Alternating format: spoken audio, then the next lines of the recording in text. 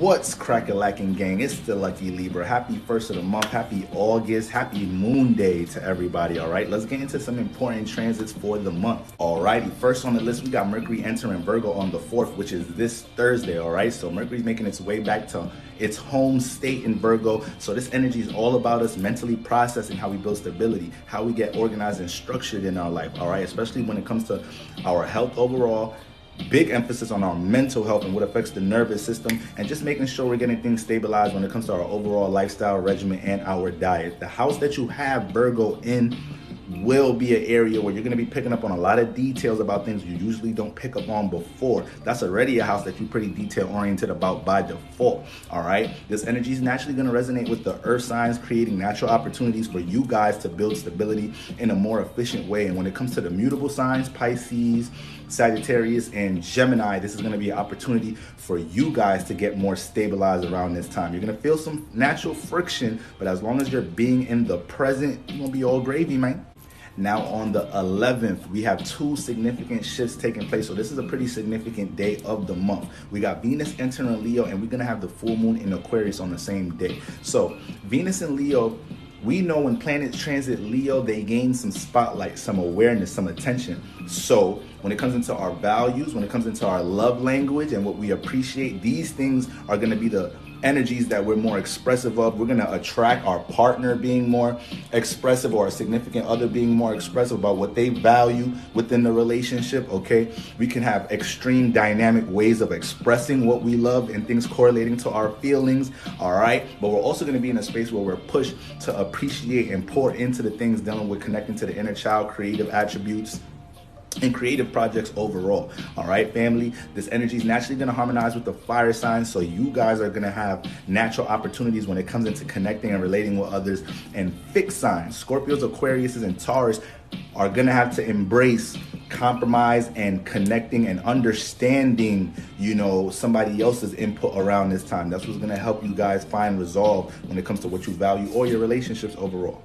And then the full moon in Aquarius on the same day, all right? I will be hosting a full moon collective meditation space on my Patreon, so y'all make sure y'all look out for that. But this energy is going to be all about us finding that balance between our expression, our creative awareness, our awareness overall, aka Leo, and how we're able to connect that to the external realm, how we're able to connect that to the outside world, all right? Especially, making sure we connect to what needs to be detached when it comes to certain relationships, groups, and communities we may be a part of that no longer serve our spiritual and personal development, all right?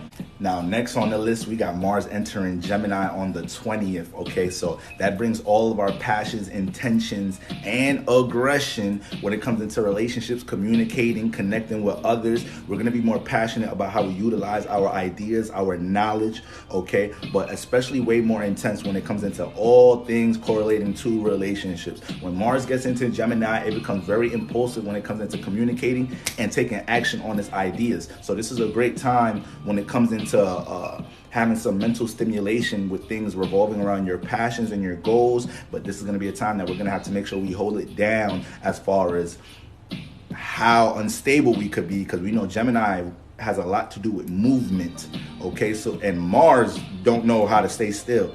So we just want to make sure we're stable, but making sure that we're focused and concentrated on how we're utilizing our ideas. This energy is going to naturally resonate with the air signs. So Libras and Aquariuses, you guys are going to be real passionate and real goal-oriented more than usual around this time. And there's going to be some friction with the mutable signs, all right? So for all my Pisces, all my Sagittariuses, and all my Virgos, all right? You guys are going to have to make sure that you have some stableness when it comes into how you express yourself and how you deal with your relationships overall.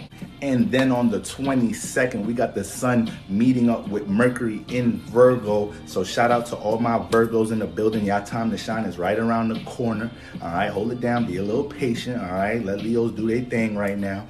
But when we get into Virgo season, I like to look at that as a time where, we're going to be more action oriented when it comes into anything dealing with career stability, structure, and things affecting our routines and how we like to schedule things. All right.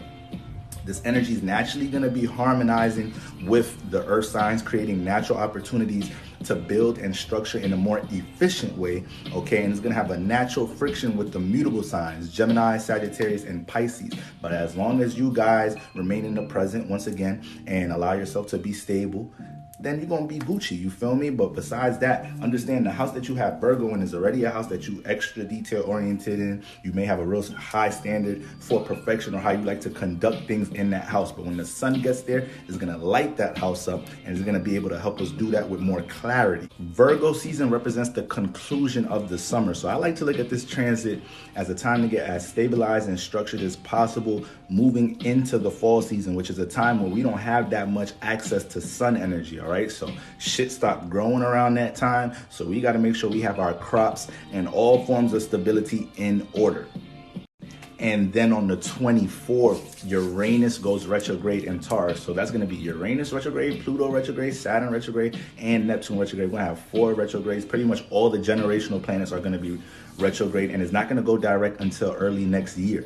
All right, so the house that you have Taurus in, any opportunities to embrace your individuality or initiate some form of change and transformation, those opportunities to do that will, replay themselves in your life. So you got to make sure you watch out for that, on top of just getting as organized as possible as what forms of stability that you truly resonate with on an individual level, and bringing more understanding to what's different about you from others. And then on the 25th, we got Mercury entering Libra, all right? And Mercury loves air signs because Mercury, resembles air sign energy, logic, communication. So around this time, relationships will be on the mind a lot around this time. We may have other people on the mind more than ourselves at this time. So we want to make sure we're balanced in that type of way. But overall, going to be a lot of mental stimulation when it comes into how we connect with others, our past relationship experiences, our current relationship experiences, and how to stabilize that as much as possible, all right? This energy is going to naturally harmonize with the air signs, Aquarius and Gemini, so you guys are going to manifest a lot of natural opportunities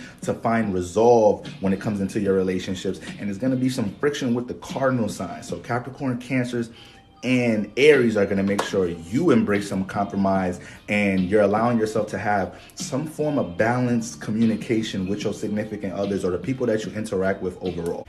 And then on the 27th, we will have the new moon in Virgo to close out the month. And we know the new moons bring new aspirations. It brings new goals. It brings a breath of fresh air. It brings a clean slate, clean spiritual foundation. And this is going to be the area that universe wants us to be intentional about how we grow and build and stabilize this house.